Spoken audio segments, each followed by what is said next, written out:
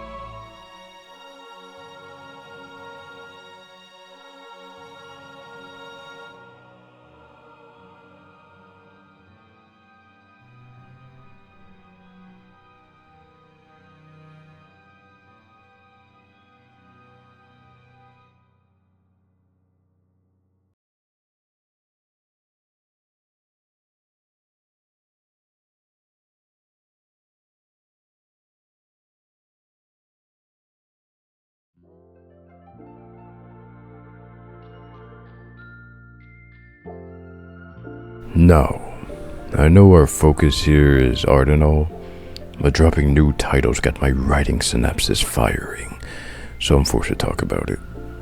Forgive me.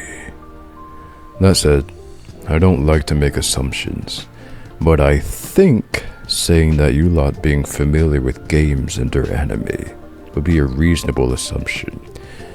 But in case it's not, let's talk about it. The world of fantasy is a realm where the creator can essentially create whatever their heart so desires, allowing for that which exists only in the mind of said individual to have a form that others can perceive. And in the same vein, the world has laws that it must abide by, along with unique traits that must be identified and defined under new terminology. Now, as with pretty much everything, there's a spectrum to how exotic and or fleshed out these worlds can be, ranging from a slightly altered reality to one that only bears traces of what it's meant to mirror. That's not to say that one is better than the other, for it's a subjective choice and the right of the creator.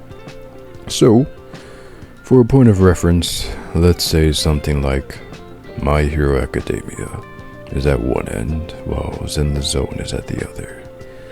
Now, before you question my sanity, or that I've been bought, let me say, I'm not sponsored. So, at its basic components, the unique driving feature of My Hero is the fact that humanity has quirks, but the culture of the world is pretty much the same. Geographically speaking, the universe is identical to the one in your reality, as are the names of the continents, cities, and towns within them. The same is true of languages in terms of both the spoken and written word. Even the flow and expectations of society are in alignment with modern day, with slight adjustments to accommodate the addition of quirks. And that's not just speculation, but actually confirmed within the context of the series. So, what does Zenless Zone do differently exactly? A lot. But let me preface this by saying that since the game is still somewhat new, many components of the story have yet to be fully defined or revealed. And while I do enjoy the game, I've never been the type to deep dive into lore of any kind. Except maybe Pokemon when I was a kid, but I digress. I just kind of enjoy it for what it is, observing with my casual eyes. So I'll be speaking about it from that perspective. That said, the world is set in a reality where humanity is ravaged by the threat of hollows, zones containing dangerous levels of a substance known as ether matter, which is essentially airborne hypercancer. And if that wasn't enough, mutated monstrosities, known as ethereals, reside in these zones that must be kept in check to prevent the expansion of the hollows. Just in that simple description, 3 new concepts have been introduced, and that doesn't even scratch the surface of what's to offer. But I think I've explained enough for you to get my point. So I say all of that to illustrate how easy it can be to overwhelm observers with the unfamiliar, and why I may be a bit slow when it comes to feeding you a lot of information. Well, that, and I want you to seek it out for yourselves.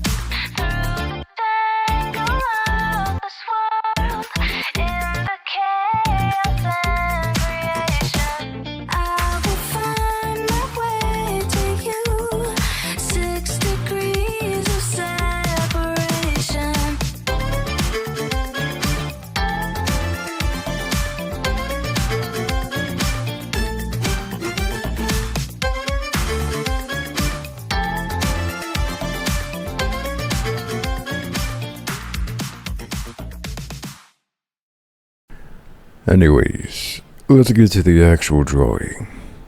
It took a while, but this is Quiet, head of covert operations here at the lab. Now, different from Mad Hands, Mad Lords aren't given names based on their personality or contributions. His title's just a rare coincidence of being in alignment with such, for he does not speak.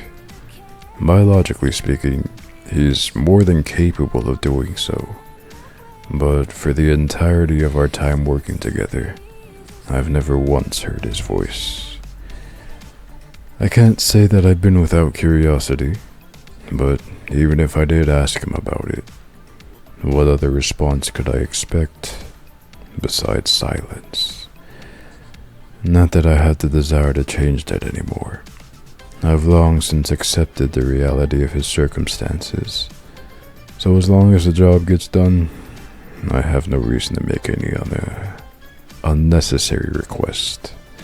Now, artistically, I'm not really doing anything special, but you may have noticed earlier in the video how much time I spend on the face in comparison with the rest of the body. There's a reason for that.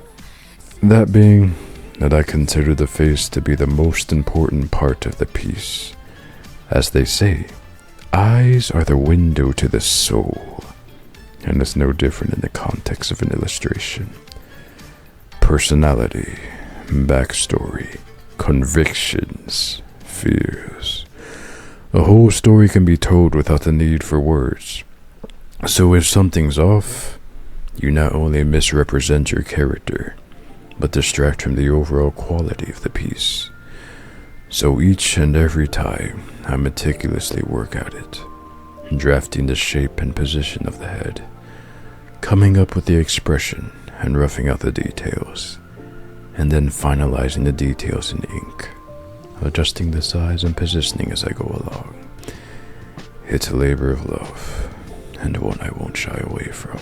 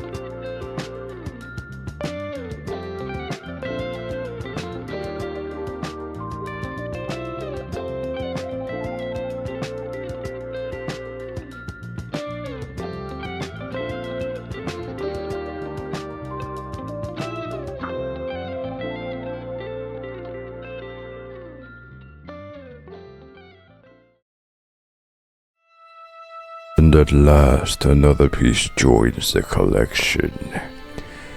I hope you enjoyed your stay. Maybe even got some work done of your own.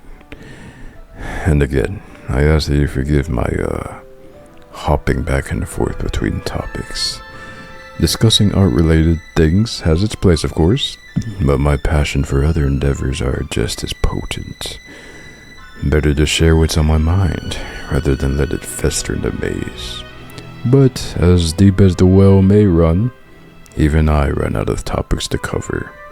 So, if you lot have any suggestions, questions, or predictions about the gentleman before you, feel free to leave them in the comments. But for now, I depart, so enjoy and continue to partake of the cup of the truth.